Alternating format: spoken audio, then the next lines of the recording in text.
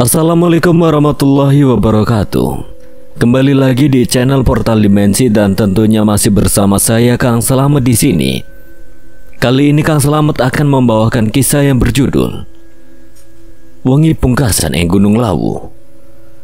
Cerita ini ditulis oleh Bre Bros. Sebelum kita masuk ke ceritanya, buat kalian yang belum subscribe channel ini, tekan tombol subscribe-nya terlebih dahulu dan tekan tombol notifikasinya agar kalian tidak ketinggalan cerita terbaru dari Portal Dimensi. Gak usah berlama-lama lagi, langsung saja kita masuk ke ceritanya. Wengi Pungkasan ing Gunung Lawu.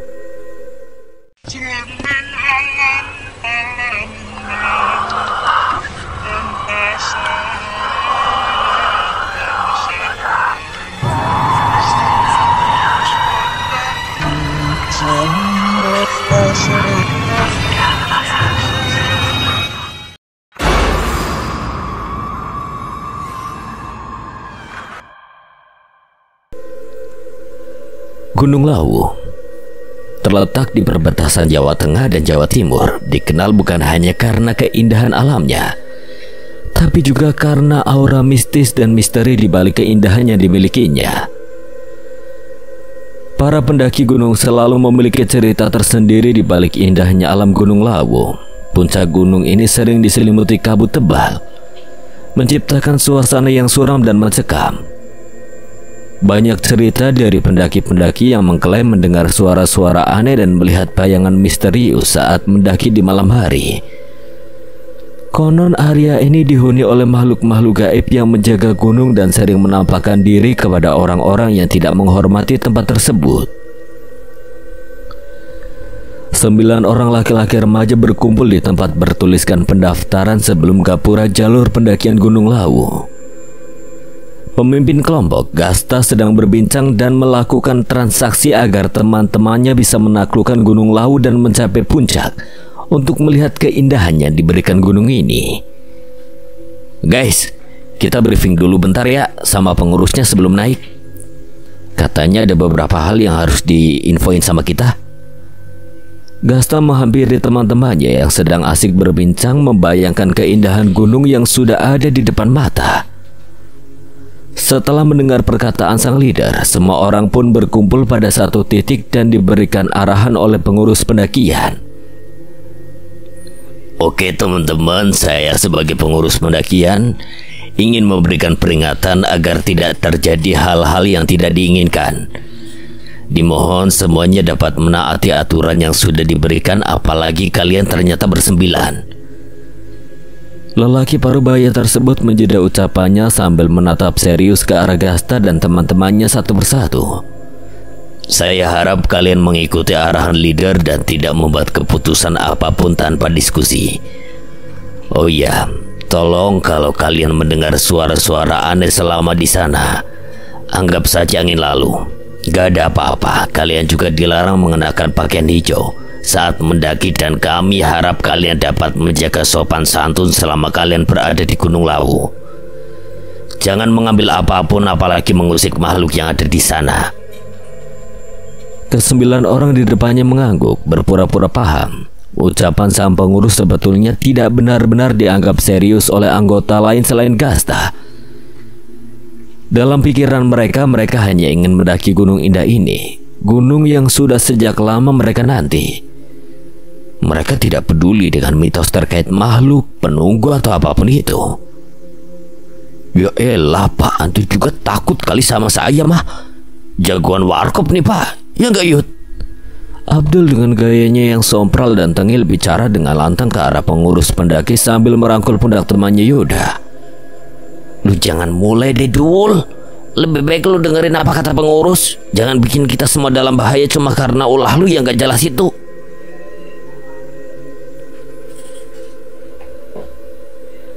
Gasta menegur Abdul dengan nada yang cukup menekan sambil melihat ke arah Abdul. Gasta memang harus mengawasi anggota yang satu itu dengan perhatian lebih. Ah elah, gak asik lu mah Gas. Santai aja kali Gas. Kita cairin suasana dulu bos. Abdul cengengesan sambil meninggalkan titik kumpul untuk berjalan menuju gapura, tempat di mana perjalanan mereka yang sebenarnya akan dimulai. Gasta sebagai leader berada di barisan paling depan. Jakarta sebagai navigator berada di barisan kedua. Andrew berada di barisan 3. Kevis berada di barisan keempat dengan membawa kotak P3K. Di belakang Kevis terdapat Malik, Hansen, dan Abdul yang kemudian diikuti Yoda di belakangnya sambil membawa barang. Di barisan terakhir ada Hasnan sebagai sweeper. Formasi telah terbentuk sempurna. Kita mulai. Gasta melontarkan pertanyaan dengan semangat dan senyum sumringah kepada anggotanya. Lalu teman-temannya menjawab dengan kompak dan semangat. Mulai, Pak Leader! Perjalanan yang menyenangkan telah dimulai. Menaklukkan Gunung Lawu adalah salah satu impian semua anak lelaki yang ada di sini. Akhirnya hari ini impian itu tercapai. Keindahan yang ditunjukkan oleh gunung ini sangat menakjubkan, namun tanpa mereka sadari keindahan itu menyembunyikan sesuatu yang menyeramkan. Jagat, ini kanan apa kiri dah? Bingung bener cabangnya gini. Gasta menghentikan langkahnya ketika terlihat dua jalannya bercabang, membuat anggota di belakangnya ikut berhenti dan memanfaatkan situasi dengan beristirahat sebentar. Kalau dari map sih kita ke kiri, gas. Abis itu kita ketemu pos 1. Jagat sang navigator melangkah maju ke samping sang leader kelompok untuk memberitahu arah yang harus ditempuh. Oke, balik ke formasi lagi yang biar teratur. Kita lanjut lagi, barudak. Perjalanan terus berlanjut sampai terlihat pos 1 yang menjadi tujuan awal. Akhirnya semua anggota bisa beristirahat. Gasta menghampiri Hasnan sebagai orang yang berada di barisan terakhir. Amanan, kita masih panjang perjalanannya. Lu istirahat dan peregangan dulu aja, Nan. Aman, gas. Mending lu tanya si Yoda dah. Dia kan berat bawanya, noh. Mendengar perkataan Hasnan, Gasta bergegas menghampiri Yoda yang sedang meregangkan tubuhnya sambil berbincang dengan Abdul. Yat, lu aman kan? Kalau sakit badan lu, bilang ya ke gue, biar kita istirahat dulu. Atau lu suruh aja, noh, si Abdul yang di depan lu, biar gak pecicilan dia. Gasta bertanya dan menyindir Abdul yang sedang berada di sebelah Yoda. Mereka memang sudah seperti adik dan kakak yang tidak bisa dipisahkan. Ya elah lu magas, ada dendam apa dah sama gue? Senang betul ngerosting gue. Gue itu tadi juga ada kerjaan. Gue bernyanyi supaya kalian gak cuma dengerin suara burung doang. Semuanya tertawa mendengar perkataan Abdul. Pasalnya dia bernyanyi dengan lirik dan nada yang tidak jelas. Kalau suara lu kayak Bruno Mars sih kita oke aja, Dul. Lah itu suara lu kayak Doraemon kejepit gitu, mana kagak jelas lagi lagunya apaan. Malik berbicara meledek Abdul dengan sebuah fakta. Semua pun setuju dengan perkataan Malik. Setelah beristirahat dan melakukan peregangan, Gasta memutuskan untuk melanjutkan perjalanan. Saat ini pos 1 dan 2 telah mereka lewati. Lalu tujuan selanjutnya adalah pos 3.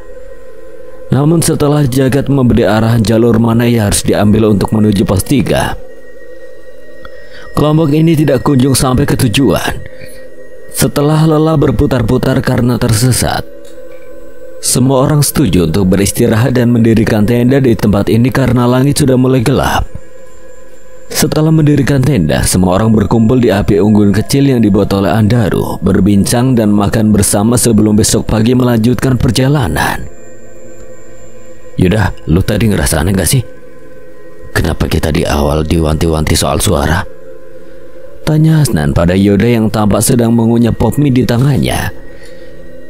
Yoda hanya mengendikan bahunya karena jujur dia tidak tahu apapun soal gunung yang sedang ia naiki ini. Ini pertama kalinya dia mendaki Gunung Lawu yang terkenal mistis. Alasannya bergabung adalah karena dipaksa oleh sahabatnya Abdul, tetapi dalam hatinya juga merasakan kejanggalan. Apalagi pendakian mereka dimulai sejak siang hari tadi, namun pos 3 saja belum nampak. Padahal matahari sudah menyembunyikan wujudnya.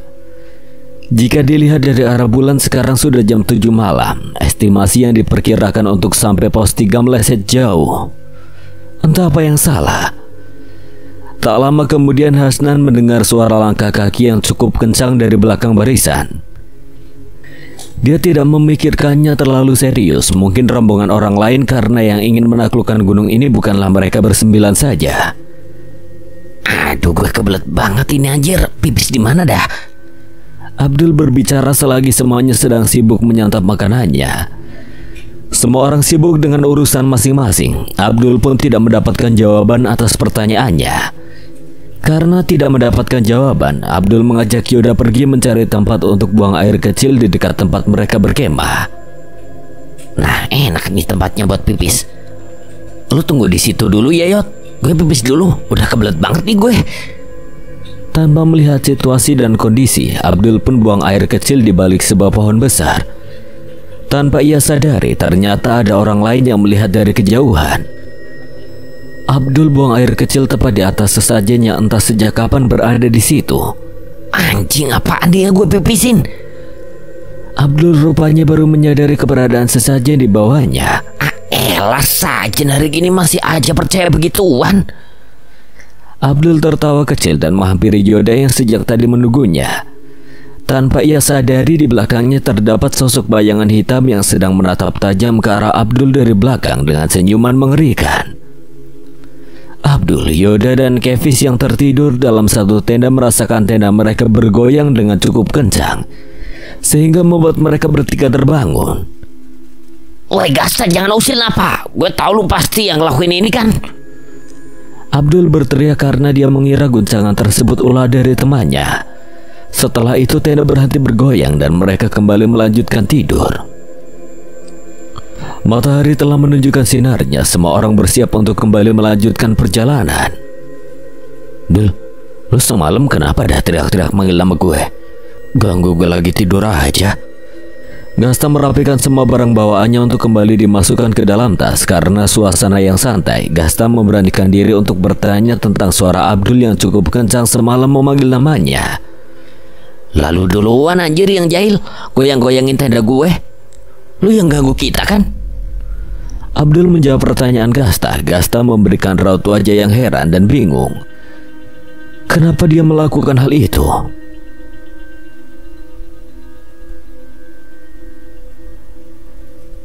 Mimpi lu, Dul. Si Gasta aja tidurnya ngorok anjir saking nyenyaknya. Dia kebangun gara-gara suara lu kenceng bener, terus habis itu tidur lagi. Hasnan yang berada di samping Gasta mendengar percakapan mereka dan langsung memberikan tanggapan karena Hasnan tidur satu tenda dengan Gasta. Abdul yang mendapatkan jawaban seperti itu jelas merasa bingung dan heran. Lalu siapa yang melakukannya jika bukan Gasta? Atau jangan-jangan teman yang lain? Hansen, lu kenapa dah bengong mulu? Prepare weh, mau berangkat ini kita.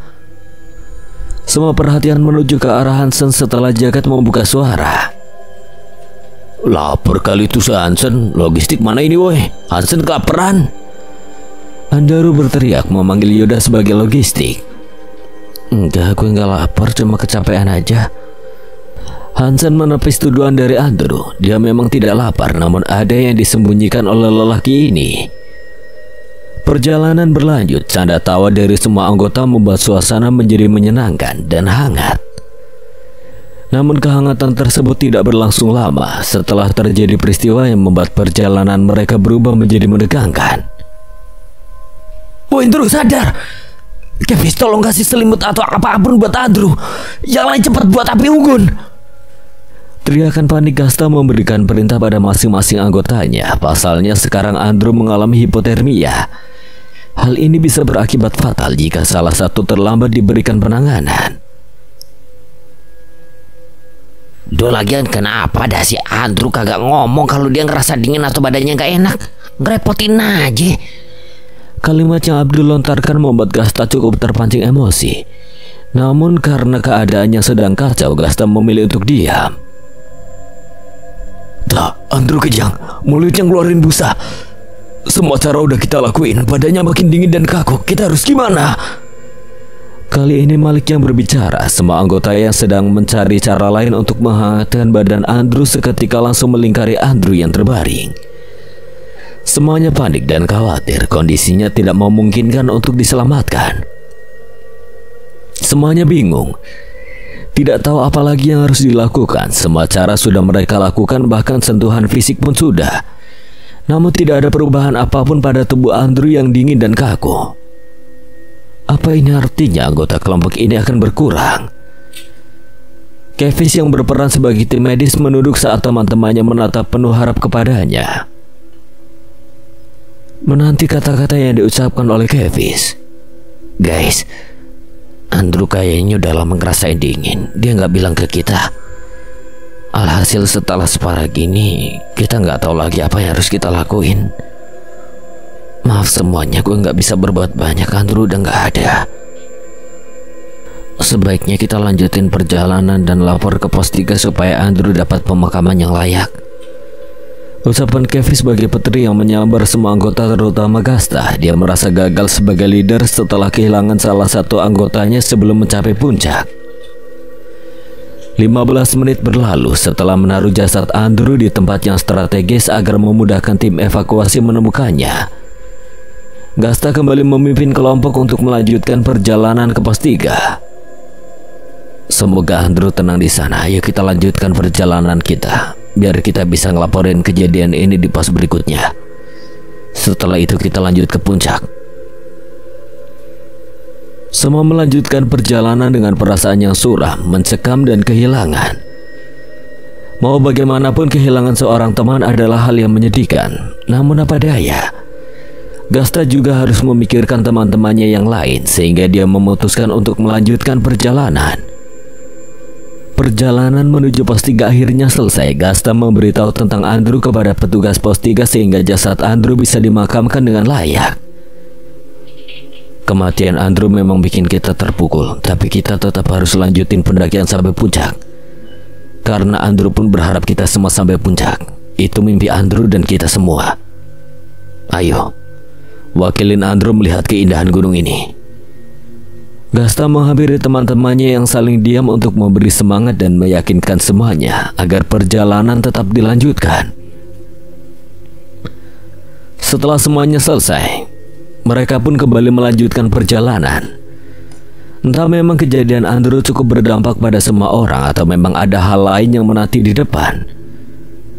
Suasana perjalanan tidak lagi menyenangkan. Semuanya diam tanpa ada obrolan. Hanya berharap sampai dengan cepat ke atas puncak, tapi sayangnya itu semua hanya harapan belaka. Pasalnya pos 4 tidak kunjung terlihat.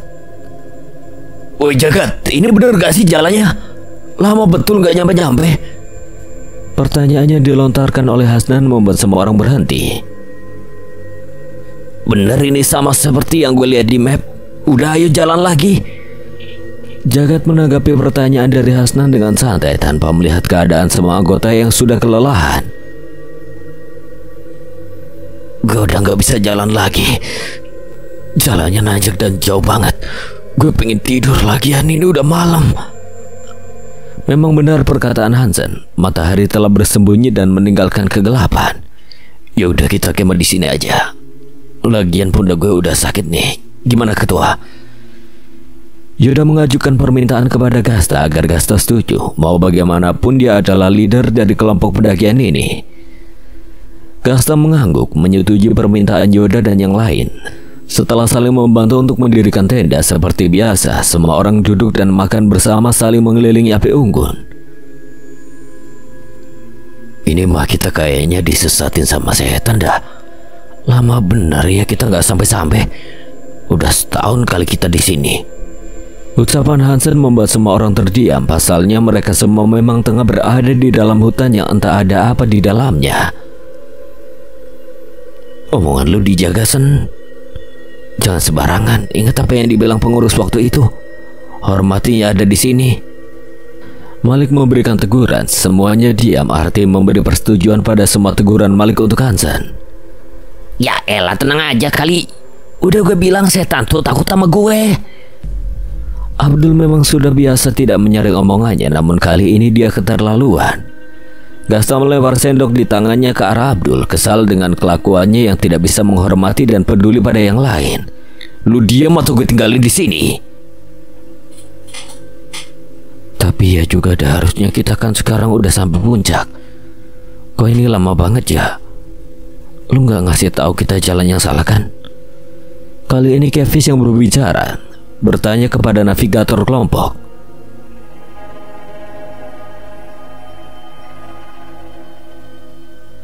Iya Gat, lu nggak aneh-aneh kan? Kayak mau nembalin kita gitu misalnya, makanya dibikin tersesat. Jagat yang mendapatkan tuduhan tidak jelas dari Hasnan terpancing emosi, lalu segera bangkit menarik kerah baju yang dikenakan Hasnan hingga dipaksa untuk berdiri. Perkelahian hampir saja terjadi. Untung Gasta dan yang lain cepat memisahkan kedua orang itu. Entah kenapa setelah kematian Andrew banyak hal janggal yang terjadi, seperti kondisi sekarang. Suasana malam ini menegangkan, namun karena kelelahan yang telah memupuk, semua anggota pun tertidur dengan lelap di malam yang sunyi di tengah hutan. Tiba-tiba terdengar suara tangisan perempuan yang lumayan kencang, membuat semua orang yang mendengarnya terbangun dari tidur dan merasakan kengerian yang menjalar hingga bulu kuduk merinding. Mereka bergantian menatap satu sama lain, sepertinya semua orang mendengarkan tangisan menyakitkan itu.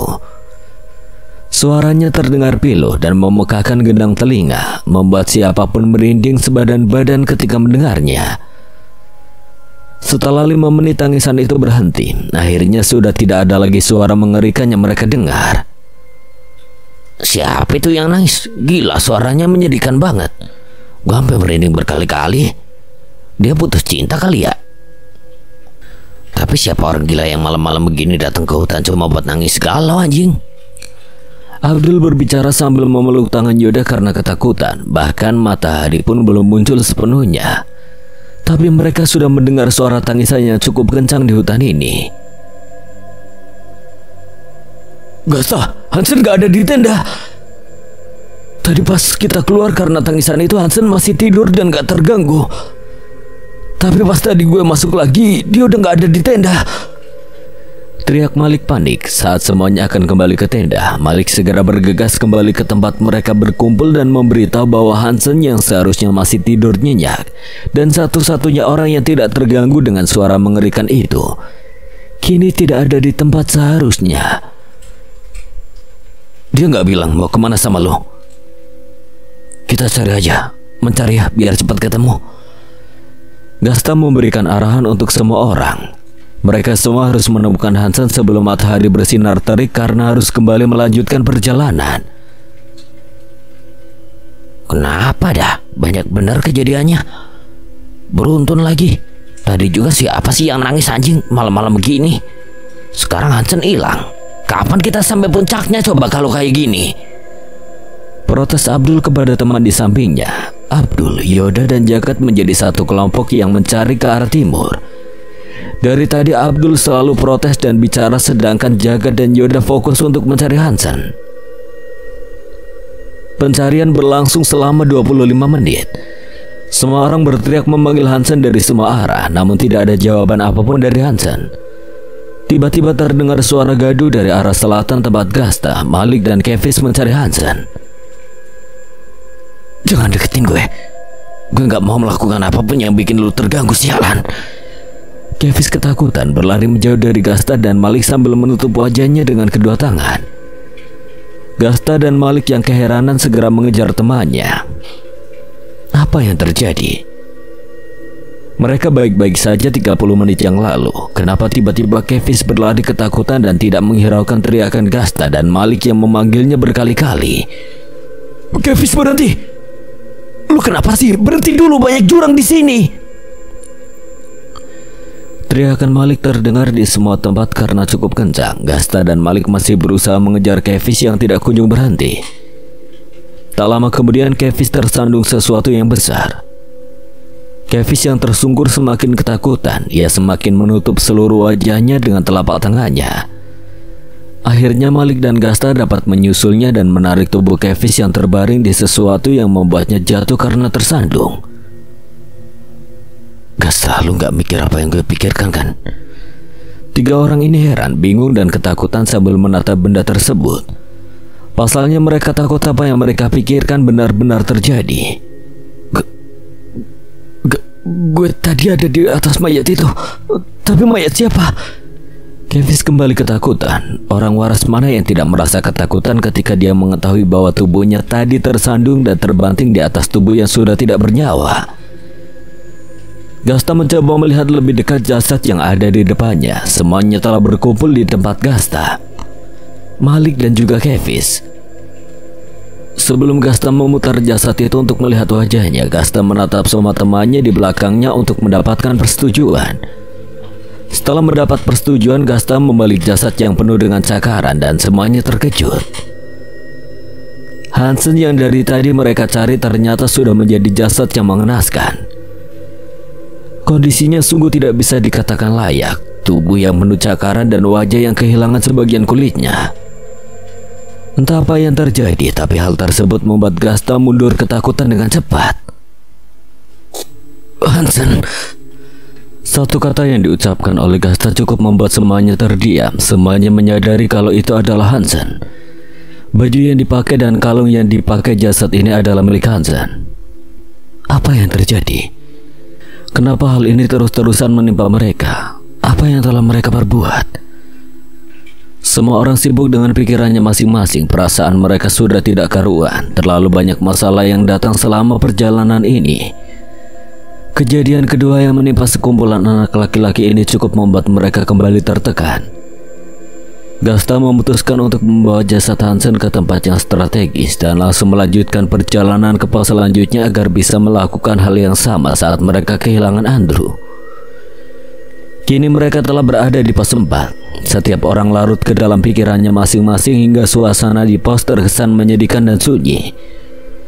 Entah apa yang ada di pikiran mereka, perjalanan kali ini tidak seperti biasanya.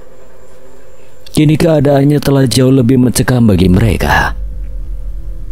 Ini kita tetap mau ngelanjutin perjalanan sampai puncak. Hasnan mengeluarkan suara dan pertanyaan pertama di tengah kesunyian yang terus terjadi. Ya iyalah, udah sejauh ini masa kita balik lagi? Sayang banget. Abdul menjawab pertanyaannya dilontarkan oleh Hasnan. Padahal semuanya khawatir tentang apa yang terjadi di depan sana. Guys, gue udah ngelaporin tentang Hansen ke pengurus pos. Mereka bilang kemungkinan Hansen diserang hewan buas karena kondisinya yang gak karuan dan banyak bekas cakaran. Gasta ikut duduk di antara teman-temannya setelah melaporkan apa yang terjadi sebelum mereka sampai di sini kepada petugas. Masuk ke akal sih. Emang di badannya Hansen tadi banyak banget cakaran kayak bekas hewan. Tapi kenapa sebagian kulit wajahnya hilang ya? Bahkan gak ada kulitnya di sebelah jasad Hansen. Kali ini Yoda yang bertanya. Mengherankan memang. Penemuan jasad Hansen dalam kondisi yang buruk dan sebagian kulit wajahnya hilang adalah hal yang membuat mereka semua bertanya-tanya. Hitam. Gue yakin bayangan hitam yang gue lihat dan ngejar gue itu pelakunya. Setan itu yang ngebunuh Hansen. Kevis berbicara dengan raut wajah yang ketakutan dan membuat semua atensi dari teman-temannya tertuju kepadanya. Apa dah lu, Fis? Ngaco banget bawa-bawa setan. Orang petugasnya aja bilang Hansen tuh diterkam binatang buas, bukan sama setan. Lagian mana ada sih setan di dunia ini? Halu lu. Abdul menanggapi ucapan Kevis dengan bercanda. Memang Abdul adalah orang yang paling tidak percaya tentang hal spiritual di kelompok ini. Udah diam semuanya, Fis. Mungkin lu cuma kecapean aja dan butuh istirahat. Kalau lu mau, kita bisa istirahat di sini dulu. Gue juga nanya ke kalian semua, kita bakal lanjutin perjalanan sampai puncak atau milih buat turun aja? Kali ini Gasta mengambil alih pembicaraan. Anggotanya akan membuat keributan karena hal seperti itu. Gasta tidak ingin membuat anggotanya yang sekarang hanya beranggotakan 7 orang terpecah belah. Lanjutlah. Kayak yang kita lakuin setelah kejadian Andrew. Kayak yang lu bilang, Andrew punya mimpi mencapai puncak begitu pun Hansen. Kita semua di sini punya mimpi yang sama kan? Jagat menjawab cepat pertanyaan Gasta dan mendapatkan dukungan dari semua anggota kecuali Kevis yang hanya terdiam. Karena mayoritas anggota setuju untuk melanjutkan perjalanan. Mereka berencana akan mencapai pos 5 sebelum matahari terbenam. Setengah perjalanan sudah mereka tempuh. Sekarang mereka memutuskan untuk beristirahat sebentar karena Jagat bilang dia harus membuang air kecil. Semuanya berusaha untuk mencairkan suasana agar pendakian ini kembali terasa menyenangkan. Namun apapun yang mereka lakukan, peristiwa kematian Andrew dan Hansen tidak dapat hilang dari pikiran mereka. Cukup lama mereka menunggu Jagat untuk kembali ke dalam kelompok agar perjalanan dapat dilanjutkan. Akhirnya Gasta memutuskan untuk meminta Hasnan mencari Jagat dan memberitahunya agar cepat kembali ke dalam kelompok. Namun baru 5 menit Hasnan pergi, kini Hasnan kembali tanpa membawa Jagat di belakangnya. Gasta dengan cepat melontarkan pertanyaan kepada Hasnan. "Loh, mana Jagatnya, Nan? Kok lu balik sendirian? Kan gue minta cariin si Jagat sama lu tadi." Tanpa henti Gasta melontarkan pertanyaan kepada Hasnan tanpa memikirkan kondisinya yang sejak datang untuk mencari Jagat menjadi diam. Hasnan yang ditanya justru memilih untuk tidak menghiraukan pertanyaan Gasta. Sepertinya ia terlalu fokus dengan isi kepalanya. "Kenapa gue di sini? Sorry ya lama, biasalah." Orang yang ditunggu-tunggu akhirnya datang. Gasta berpikir mungkin Hasnan telah melakukan tugasnya dengan baik namun tidak mau menunggu. Makanya dia kembali lebih dulu dan Jagat menyusul di belakangnya. Karena semua orang telah berkumpul, Gasta meminta semuanya kembali bersiap untuk melanjutkan perjalanan yang tertunda. Namun sesuatu terjadi sebelum mereka sempat melanjutkan perjalanan. "Kevis, lu gak apa-apa?" Yoda menggoyangkan badan Kevis yang sedari tadi diam dan tidak berkedip. Karena hal yang dilakukannya, Yoda berhasil mendapatkan semua atensi dari teman-temannya. "Kenapa dia?" "Aduh, gue pengen cepet-cepet sampai pos 5 nih. Kalau mau berulah nanti aja lah, Fis." Abdul cukup lelah dengan peristiwa yang terjadi di pendakian menuju puncak Gunung Lawu ini. "Jangan deketin gue bukan siapa-siapa. Gue gak ganggu lu sama sekali. Gue gak melakukan hal apapun. Jangan bunuh gue." Kevis berteriak dengan cukup kencang dan heboh membuat semua orang panik akan kondisinya. Semua orang pun tidak tahu apa yang harus dilakukan. Bahkan mereka tidak tahu Kevis bicara pada siapa. "Lu kenapa sih, Fis? Sadar dong, siapa yang gangguin lu? Lu ngomong sama siapa sih?" Malik yang biasanya diam pun akhirnya berbicara dengan nada khawatir. Ketika semua orang sibuk berusaha untuk mengembalikan kesadaran Kevis, tiba-tiba Kevis memuntahkan banyak darah bersama dengan paku dari mulutnya. Semburan darah dan paku tersebut membuat semua orang kaget dan terhentak mundur menjauhi Kevis. "Teman-teman, ini apa?" Kevis menatap nanar tangannya yang penuh darah dan paku, lalu mengalihkan pandangannya ke arah teman-temannya yang mundur menjauh darinya. Seolah ada yang mendorongnya, tubuh Kevis terlempar dengan kencang, membentur pohon berkali-kali, kemudian badannya tersungkur ke tanah. Kevis terbaring lemas. "Kevis!" Gasta berteriak sambil berlari ke arah Kevis diikuti oleh semua temannya. Yoda menatap bingung wajah Kevis yang memberikan senyum seringai ke arah Gasta dan yang lain sebelum kesadarannya benar-benar hilang. Darah masih bercucuran di pelipisnya akibat benturan dari pohon. Belum sempat Gasta mengecek kondisinya, tubuh Kevis kembali terlempar ke atas dan menabrakkan dirinya ke segala benda yang ada di sekitar. "Gila, ini kenapa sih? Masa iya setan yang lakuin? Muncul lo demi sialan! Jangan gangguin temen gue! Anjing, kita gak salah apa-apa!" Abdul berteriak kencang saat melihat temannya mengalami kejadian mengerikan seperti itu. Tubuhnya yang terlempar tidak berhenti sampai teman-temannya yang lain tidak tahu harus berbuat apa. Mereka ingin menggenggam Kevis namun sulit untuk digapai. "Kevis, lu harus sadar.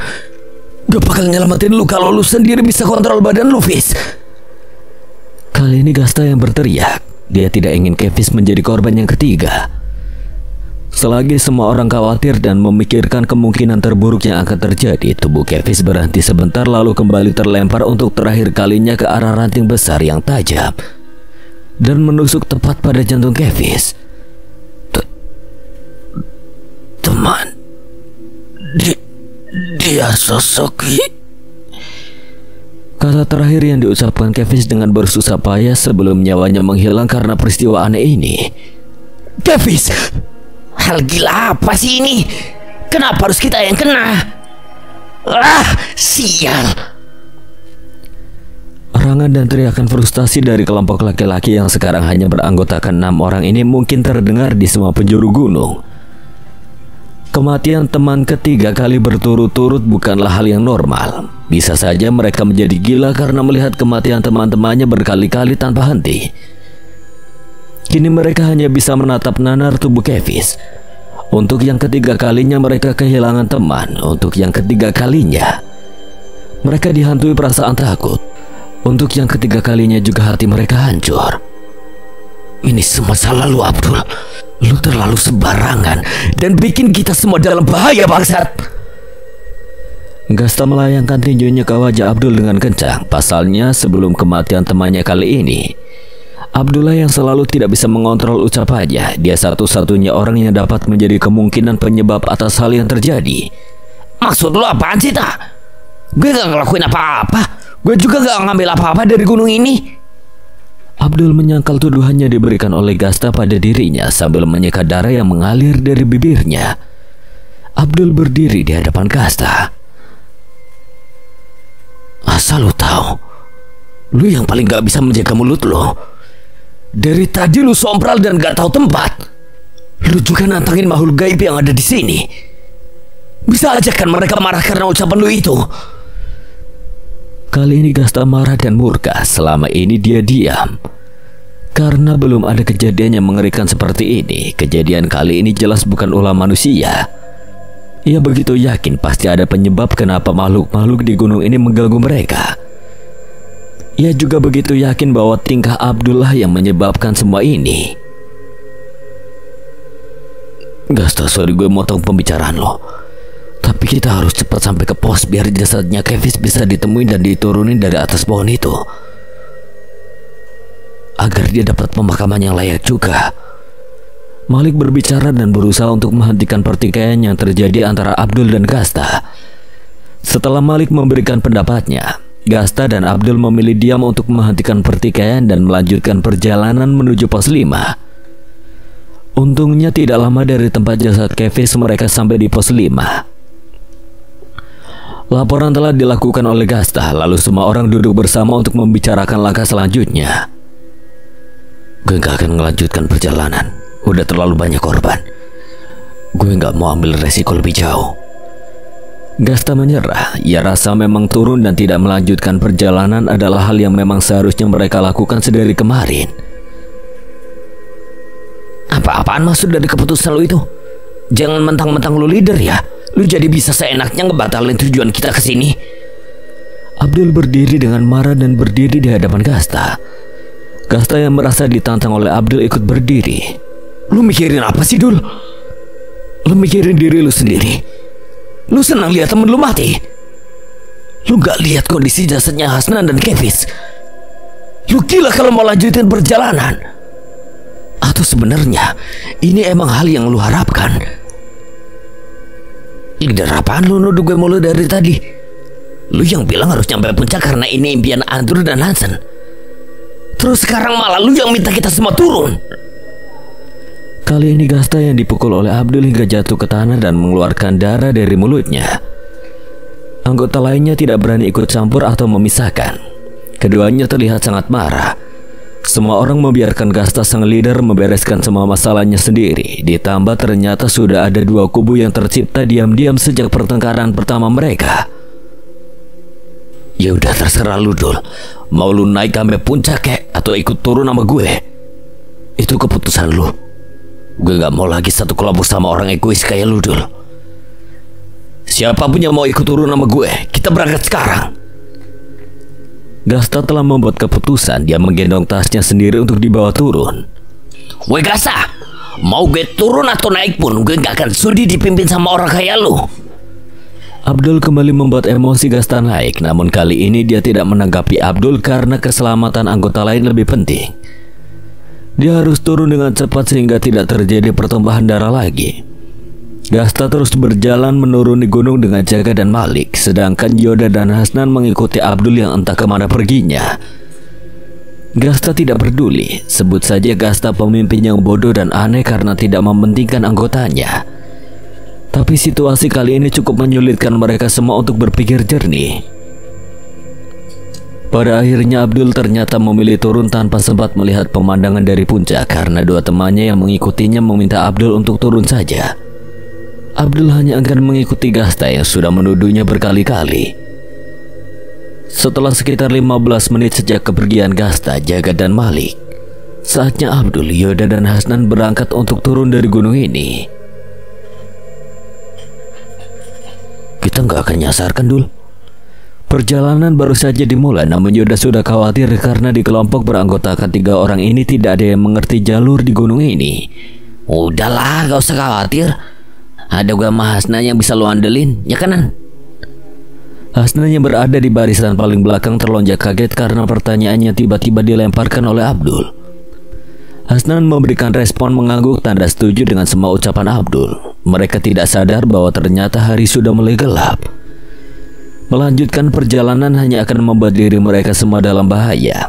Akhirnya Abdul, Yoda, dan Hasnan sepakat untuk kembali berkemah di tanah luas yang mereka temukan saat perjalanan. Kita kemah di sini dulu ya. Diriin satu tenda aja, biar kita tidur bareng-bareng.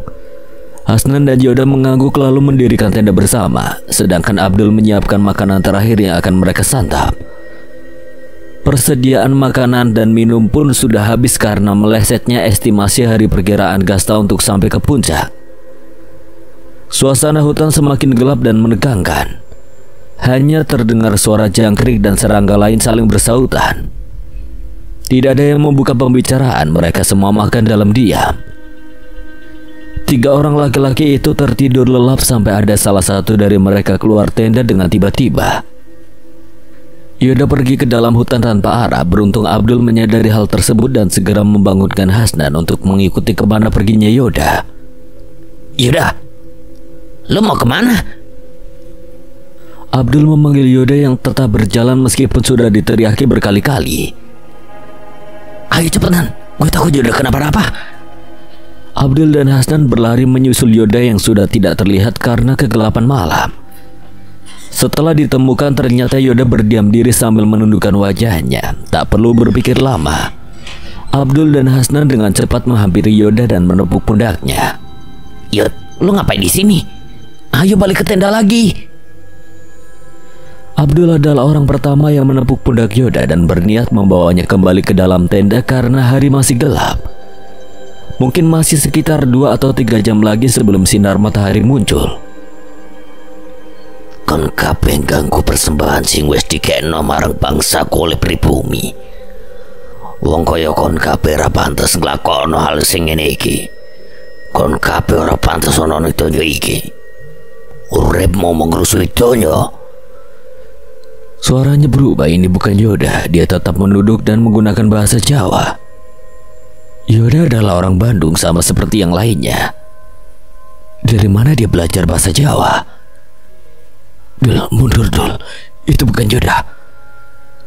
Peringatan pertama diberikan oleh Hasnan kepada Abdul untuk mundur menjauhi teman di depannya, tapi Abdul tetap tidak bergeming.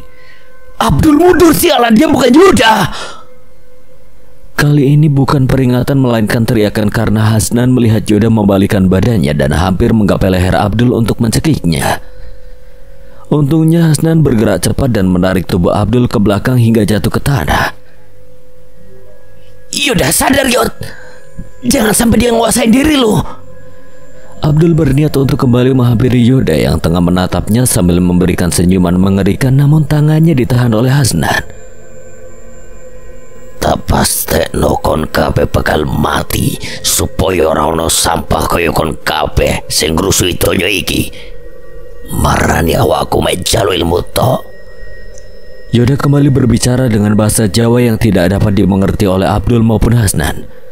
Lalu Yoda berjalan ke ujung tebing. Hasnan dan Abdul pasti panik atas apa yang dilakukan Yoda. Keduanya menghampiri Yoda dengan perlahan, mencoba berbicara pelan kepada makhluk yang berada di dalam tubuh Yoda. Pak, kakek, mbah, tolong lepasin Yoda. Dia gak tahu apa-apa. Sebenarnya apa yang bikin kalian terganggu? Abdul melontarkan pertanyaan karena dari tadi dia berbicara dengan bahasa yang tidak dapat Abdul mengerti. Kalian manusia ini yang tidak tahu diri sudah diberikan apa yang kalian butuhkan, malah minta lebih dari makhluk seperti kami. Ingat, orang yang kalian percaya belum tentu baik. Tidak memberi waktu untuk Abdul dan Hasnan mencerna ucapannya, dia lontarkan tubuh Yoda jatuh ke bawah tebing. Makhluk di dalam tubuhnya membuat Yoda menjatuhkan dirinya dengan melompat dari tebing lalu jatuh dan terbentur di atas batu besar, meninggalkan jasad yang berlumuran dengan darah karena kepalanya yang pecah dan seluruh tulangnya yang patah. Abdul yang menyaksikan teman dekatnya bunuh diri di depan matanya jelas terpukul. Dia berlari ke arah ujung tebing untuk melihat Yoda yang telah terbaring dengan cairan merah di sekitarnya.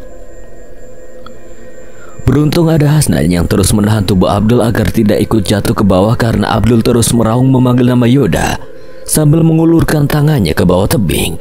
Udah dulu, gak ada yang bisa kita lakuin. Kita juga gak mungkin nyusul Gasta ke bawah sana, terlalu berbahaya. Semua kejadian ini terjadi gitu aja. Sekarang kita prepare buat nemuin Gasta ya, Dul. Gue khawatir sama apa yang bakal terjadi lagi ke depannya. Gue mohon lu turunin ego lu ya, Dul. Abdul diam. Kali ini dia setuju atas apa yang diucapkan oleh Hasnan. Kejadian ini terjadi karena egonya yang terlalu tinggi atau karena dia melakukan itu di awal perjalanan. Setelah kejadiannya menimpa Abdul, dia lebih banyak diam dan hanya mengikuti apa yang Hasnan minta atau Hasnan lakukan. Abdul begitu terpukul karena kepergian teman dekatnya. Entah apa yang akan dia lakukan setelah turun dari gunung ini. Sudah banyak temannya yang menetap di gunung ini sebagai jasad dan tidak ikut pulang. Akhirnya mereka berdua menemukan Gasta, Jagat dan Malik yang sedang beristirahat di tengah jalan pulang. Dengan cepat Hasnan bergegas menghampiri mereka. Abdul hanya mengikuti Hasnan tanpa mengeluarkan sepatah kata pun. Kepalanya terlalu penuh untuk mencerna semua hal yang terjadi. Yoda udah gak ada, tak? Dia kerasukan terus makhluk itu bawa dia bunuh diri lompat dari tebing. Gasta yang mendengar ucapan Hasnan terlonjak kaget. Matanya sekarang menatap ke arah Abdul yang masih tidak bergeming di belakang Hasnan. Lihat aja si Abdul diam terus dari tadi. Soalnya dia lihat kejadiannya depan mata, saking seringnya ada yang mati. Entah kenapa gue jadi terbiasa sama hal kayak gitu. Akhir kalimat Hasnan diakhiri dengan tawa miris yang keluar dari mulutnya, seperti yang Abdul rasakan. Hasnan pun lelah dan heran dengan semua hal yang terjadi. Dul, lu gak apa-apa kan? Satu kalimat yang dilontarkan Gasta membuat Abdul kembali menangis karena kesedihan yang tak terbendung. Maafin gue, tak. Gue ngaku salah dan gue egois. Gue mikirin diri sendiri sampai Yoda yang jadi korban. Mungkin udah saatnya lu semua harus tahu. Sebenarnya di awal perjalanan pas belum sampai pos 1 gue gak sengaja pipis di sajen yang ada di bawah pohon. Pengakuan Abdul membuat semuanya tercengang. Bisa-bisanya Abdul melakukan hal sefatal itu dan tidak memberitahu apapun pada yang lainnya. Lu gila ya, Dul. Lu ngelakuin hal sefatal itu dan nyembunyiin itu sendiri. Mungkin semua hal yang terjadi selama ini yang menyebabkan 4 orang teman kita mati itu karena kelakuan lu yang bodoh itu, Dul. Malik yang biasanya diam pun sekarang angkat bicara. 4 orang temannya mati karena ulah bodoh dari Abdul bukan hal yang dapat diterima begitu saja. Lu yakin mau menerima penyebab semua kekacauan kelompok kita ini balik lagi ke kita, tak? Karena ulah bodoh dia, kita kehilangan nyawa 4 orang. Jagat berkomentar seolah tidak terima jika Abdul baik-baik saja, sedang temannya yang lain meregang nyawa mereka karena perbuatannya. Udah. Sekarang kita harus cepat turun ke bawah biar bisa ngelaporin semuanya ke petugas dan kita bisa balik ke rumah masing-masing. Gasta tak berkomentar tentang pengakuan Abdul, namun semua orang tahu bahwa Gasta yang paling kecewa. Walaupun Abdul dan Gasta memiliki hubungan yang buruk, Gasta tetaplah orang yang mempercayai temannya dengan tulus. Semuanya melanjutkan perjalanan untuk keluar dari gunung yang memberikan kenangan buruk ini. Tapi entah kenapa rasanya jalan yang mereka lewati terasa sama dan berputar. Kita udah muter-muter tempat ini 15 kali. Gue curiga di antara kita ada yang bawa sesuatu di gunung ini, sampai kita gak dibolehin keluar dari gunung ini karena hal itu. Hasnan berucap frustasi, dirinya hanya ingin keluar dari gunung yang menyeramkan dan penuh kesengsaraan ini. Tapi kenapa rasanya sangat sulit? Siapa? Abdul, lu ada bawa sesuatu dari apa yang lu lihat waktu itu nggak? Gasta langsung bertanya kepada Abdul karena setelah pengakuannya tadi, bisa saja ternyata Abdul memasuki tempat keramat yang dilarang dijangkau oleh manusia. Gak ada, Gasta. Gue cuma gak sengaja ngelakuin itu dan gak ngelakuin apapun setelah itu. Nada bicaranya lemah, sama sekali bukan Abdul yang biasanya. Kematian Yoda membawa dampak yang besar untuk Abdul saat ini. Ngaku aja deh sekarang biar kita cepat bisa turun gunung. Gue udah bener-bener muak di sini. Yaudah, kita istirahat dulu aja. Mungkin kita kelelahan karena perjalanan turun yang cukup panjang tanpa adanya istirahat. Malik buka suara dan semuanya mengangguk setuju. Memang perjalanan kali ini sangat melelahkan. Ditambah tidak ada makanan ataupun minuman yang tersedia untuk mereka makan atau minum. Bayangan hitam. Setan. Dia yang bunuh Yoda. Teriak Abdul yang tiba-tiba membuat semuanya mengalihkan perhatian ke arah Abdul. Sejak di perjalanan, Abdul memang selalu bergumam menyebut bayangan hitam berkali-kali. Kenapa sih bayangan hitam apa, Dul? Gak ada apa-apa di sini. Abdul mundur ke belakang dengan cepat seperti ketakutan. Gasta segera menghampiri dan menenangkannya. Kalau dipikir-pikir teman kita yang lain juga selalu nyebut bayangan hitam.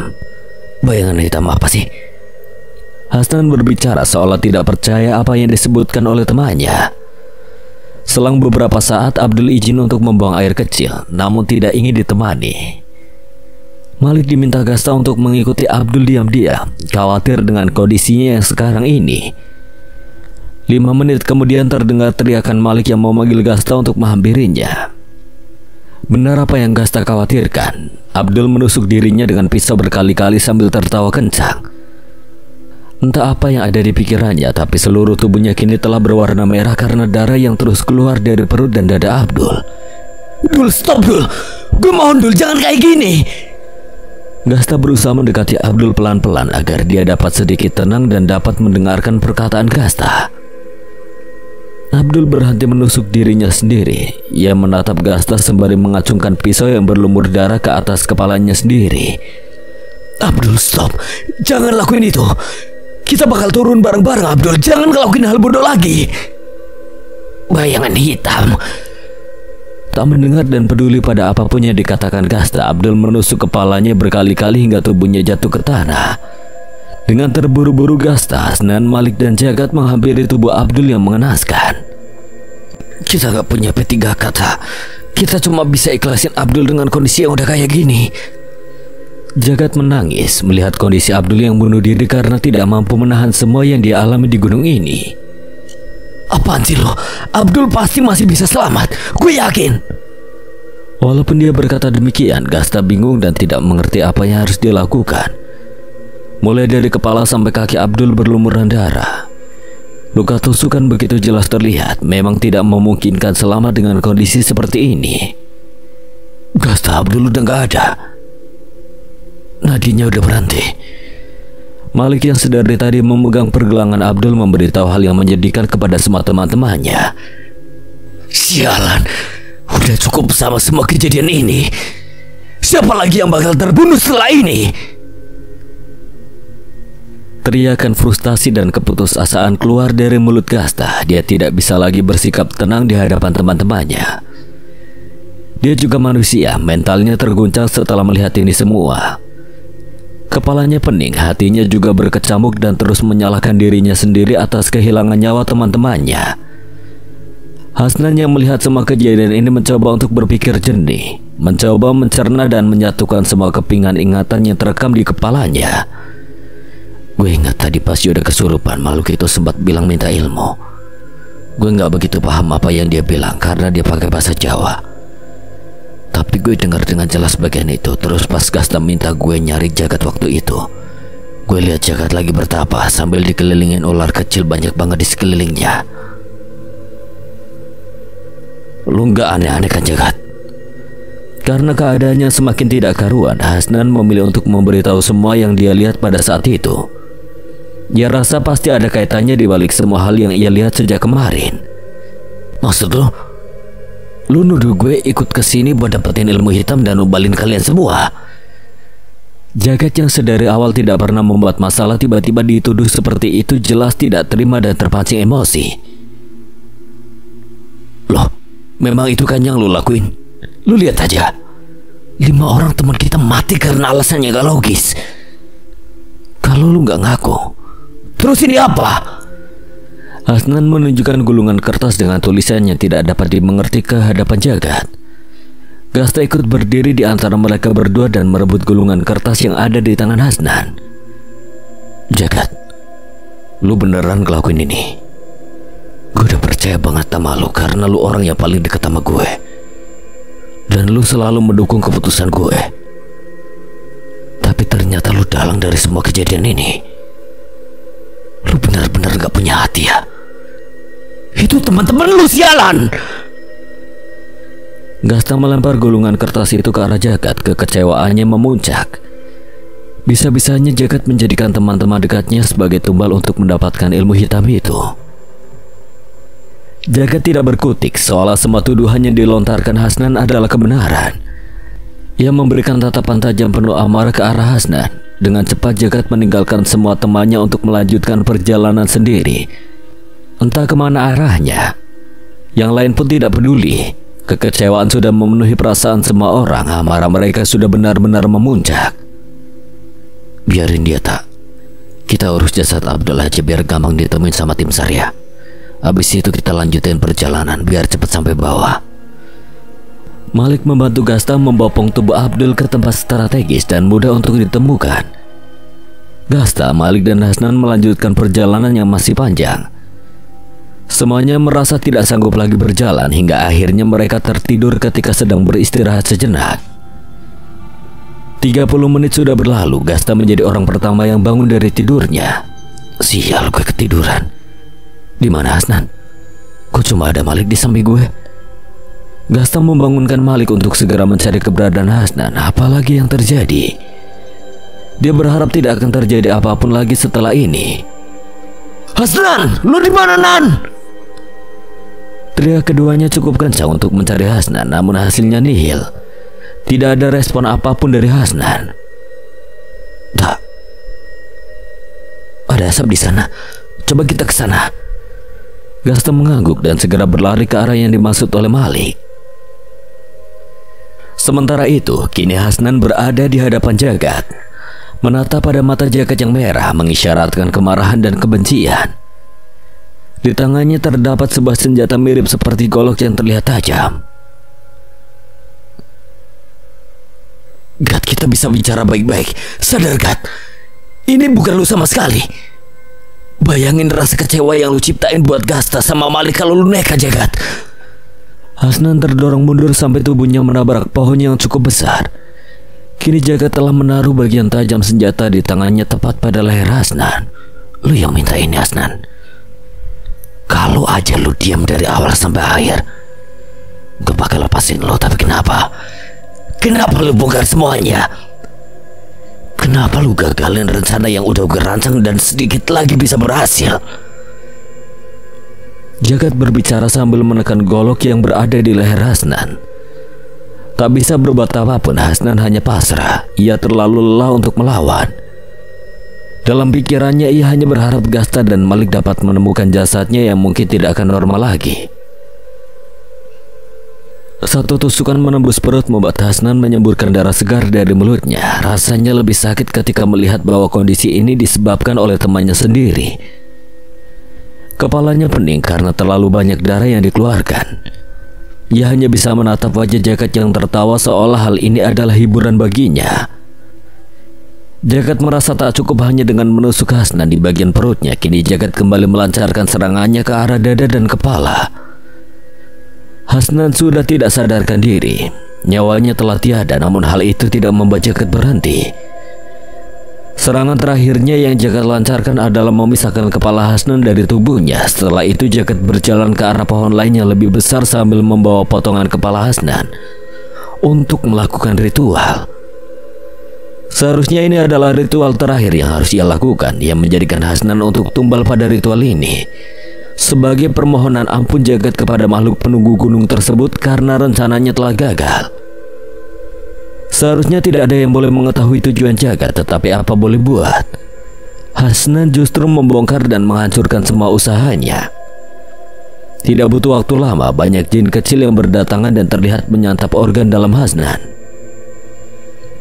Gasta dan Malik mundur, mual dan ketakutan melihat jasad Hasnan yang tidak berbentuk. Di depan jasad Hasnan terlihat jagat yang bertapa di bawah pohon besar memakai baju hijau yang jelas dilarang di sini. Tubuhnya dililit oleh ular besar dan mengeluarkan asap. Terdapat bayangan hitam tinggi di belakang tubuhnya, memperlihatkan senyuman mengerikan yang ditunjukkan untuk Gasta dan Malik. Jagat, apa yang lo lakuin sama Hasnan? Dia teman lu, brengsek. Gue gak nyangka lu setega ini sama Hasnan. Teriakan Gasta mengisyaratkan kebencian. Hal yang dilakukan oleh Jagat jelas sudah di luar batas hanya demi mendapatkan ilmu yang diincarnya. Jagat yang merasa terusik menatap dingin ke arah teman-temannya. Berisik, lu ngeganggu gue. Gue ngasih lihat lu asap ini supaya lu bisa bawa jasad temen lu yang lemah ini sama lu. Dia bahkan gak ngelawan pas gue pisahin kepala dari badannya. Jagat bukanlah lagi orang yang mereka kenal. Malik menarik tubuh Gasta untuk berlari sejauh mungkin menjauhi Jagat yang gila. Hasnan masih di sana, Lik. Gue gak bisa ninggalin Hasnan gitu aja. Udah, sialan, cepet. Kita pergi dari sini, atau kita yang bakal mati. Malik berlari sekuat tenaga lalu disusul oleh Gasta. Entah karena pikirannya yang begitu kacau, Gasta kembali melihat sosok hitam yang berada di belakang Jagat tadi. Sosok itu tiba-tiba muncul di hadapannya, membuat Gasta panik ketakutan. Ditambah hujannya tiba-tiba turun dengan deras membuat jalan licin. Karena itu Gasta kehilangan keseimbangan dan terjatuh ke jurang. Hal ini membuat kakinya tertusuk ranting yang cukup tajam. Lu siapa sebenarnya? Suruhan Jagat. Gue cuma pengen pulang, tolong. Malik mengulurkan tangannya ke arah Gasta. Untungnya Gasta tidak terjatuh terlalu dalam. Kondisi Gasta cukup menyedihkan. Kakinya tertusuk ranting kayu yang panjang dan tebal sehingga menyebabkan robekan yang dalam dan mungkin patah tulang. Namun karena tidak segera diobati, luka yang dialami Gasta makin parah. Lu bisa tinggalin gue aja. Gak apa-apa, gue di sini nunggu tim SAR datang kalau gue masih hidup nanti. Tawa menyedihkan dari Gasta mengakhiri kalimatnya. Malik hanya diam dan fokus membantu Gasta berjalan dengan cara merangkulnya. Tak, kita bagi dua ya. Habis ini kita lanjut perjalanan lagi, tinggal sedikit lagi. Lu pasti bisa, tak? Gue bantu terus sampai bawah. Keduanya makan dalam diam, ingin cepat selesai karena suasana di pasar ini aneh. Tidak ada percakapan yang terjadi. Semua orang memakai baju zaman dahulu dan hanya terdengar suara gamelan. Ditambah sebelum masuk ke pasar ini hujan deras turun, namun di pasar ini tidak ada setetes air pun yang turun dari langit. Tiba-tiba terlihat burung jalak yang sedari tadi terbang mengelilingi Gasta dan Malik. Malik mulai menyadari hal aneh yang terjadi. Kayaknya kita harus pergi dari sini. Suasananya gak enak banget. Ayo bangun. Malik membantu Gasta untuk bangun dari duduknya, berjalan mencari jalan keluar dari pasar ini. Setelah berkali-kali berputar di tempat yang sama, mereka berdua tidak dapat menemukan jalan keluar. Oleh kayu ikutin burung jalak itu. Gue punya firasat kita harus ikutin dia, karena dari tadi dia ngikutin kita. Malik mengikuti keputusan Gasta dan benar saja mereka melalui jalan yang berbeda. Lihat ada Jagat, dia ngapain di sini? Gasta melihat Jagat memakai pakaian zaman dahulu. Ekspresinya menunjukkan raut kesedihan. Gasta lebih terkejut saat melihat rantai yang mengikat leher dan kaki Jagat, yang melakukan pekerjaan kasar dan terus dicambuk oleh makhluk besar berbulu dan memiliki taring. Setelah itu Gasta menyadari bahwa mereka berdua memasuki pasar gaib. Orang-orang yang ia temui dan Malik di pasar tadi, termasuk Jagat di hadapannya saat ini, bukanlah manusia, melainkan arwah yang menjadi penunggu gunung ini. Entah semua makhluk di pasar itu menyadari bahwa Gasta dan Malik waspada atau bagaimana, tapi semua atensi tertuju pada mereka. Kondisi Gasta yang tidak memungkinkan untuk berlari membuatnya sulit keluar dari situasi ini. Namun setelah mereka mengabaikan semua atensi dan berjalan perlahan menuju jalan yang ditunjukkan Jalak itu, mereka akhirnya keluar dari pasar gaib dengan kondisi tanpa sadarkan diri. Setelah 5 menit berlalu, keduanya terbangun dan segera bergegas untuk turun ke bawah karena mereka tidak ingin menunda perjalanan dan kembali berkemah di tempat ini. Lama dan melelahkan perjalanan tidak dapat membuat mereka menghentikan langkahnya. Mereka terus melanjutkan perjalanan sampai akhirnya terlihat gapura yang awalnya mereka gunakan untuk mendaki gunung ini dengan 9 orang. Namun kini mereka kembali hanya dengan 2 orang. Lik, kita berhasil. Kita pulang ke rumah, Lik. Malik dan Gasta ambruk, tubuhnya jatuh tepat di depan gapura setelah merasakan ketenangan yang dinanti dalam perjalanan panjang. 1 minggu telah berlalu setelah kejadian yang menimpa 9 orang remaja lelaki di Gunung Lawu. Malik menjadi satu-satunya orang yang berhasil selamat tanpa luka yang serius. Namun sikap Malik berubah drastis setelah keluar dari gunung itu. Malik selalu berteriak dan mengucapkan bayangan hitam sambil ketakutan. Kejadian-kejadian hari itu masih terus menghantuinya. Puncaknya adalah hari ini. Tengah malam Malik berteriak ketakutan membuat seisi rumah sakit bingung harus bagaimana. Setelah 1 jam mereka menahan Malik untuk tenang, akhirnya Malik dapat tertidur. Nah, tidak ada seorang pun yang menyangka saat semua orang tertidur lelap, Malik berjalan keluar rumah sakit yang jaraknya memang dekat dengan gunung itu. Malik berjalan dengan mengenakan baju rumah sakit dan tanpa alas kaki. Tatapannya kosong seperti bukan Malik yang sebelumnya. Entah apa yang terjadi, sudah ada tali yang terikat di gapura gunung itu. Malik dengan cepat memasukkan kepalanya ke tali itu dan bunuh diri. Ia meregang nyawa di tempat yang semula menjadi tempat berkumpul teman-temannya dengan canda tawa sebelum memulai perjalanan. Ia berharap akan abadi menemani ke-7 temannya yang lain di tempat yang sama. Kini Gunung Lawu menyimpan semua kenangan, kesedihan dan kesengsaraan yang mereka alami. Gasta menjadi satu-satunya orang yang masih bernyawa. Ia sedang menjalani operasi di rumah sakit. Setelah cukup lama tidak sadarkan diri, hal pertama yang Gasta tanyakan, "Di mana Malik?" Namun Gasta tidak mendapatkan jawaban yang dia inginkan. Gasta justru mendapatkan kabar bahwa teman satu-satunya yang tersisa telah meregang nyawa menyusul teman-temannya yang lain. Sekujur tubuhnya lemas, ia hanya bisa menangis tanpa berbuat apa-apa. Kaki kanan Gasta telah diamputasi. Kenangan buruk yang menimpanya dan 8 orang temannya terus menghantui dirinya. Kini sudah 2 bulan Gasta memilih untuk mengurung diri di kamarnya. Sesekali dia menangis dan melukai dirinya sendiri karena merasa gagal akan tugasnya. Kalau saja dia segera menghentikan perjalanan mereka sejak kematian Andrew. Kalau saja dia tidak tersulut emosi dengan sikap Abdul. Kalau saja dia bisa menjadi ketua yang baik, pasti hal ini tidak akan merenggut nyawa teman-temannya. Saat ini Gunung Lawu adalah gunung yang memberikan kenangan indah, menyenangkan serta menyedihkan dari teman-temannya. Jiwa teman-temannya telah abadi di puncak Gunung Lawu. Mungkin saat ini mereka semua telah mencapai mimpinya, melihat keindahan Gunung Lawu dari puncak bersama-sama. Sekian. Dan terima kasih buat Bre Bros yang telah mengizinkan saya membawakan ceritanya. Apabila ada kesalahan atau kekurangan, Kang Selamat memohon maaf sebesar-besarnya. Dan akhir kata, wassalamualaikum warahmatullahi wabarakatuh. Sampai berjumpa lagi.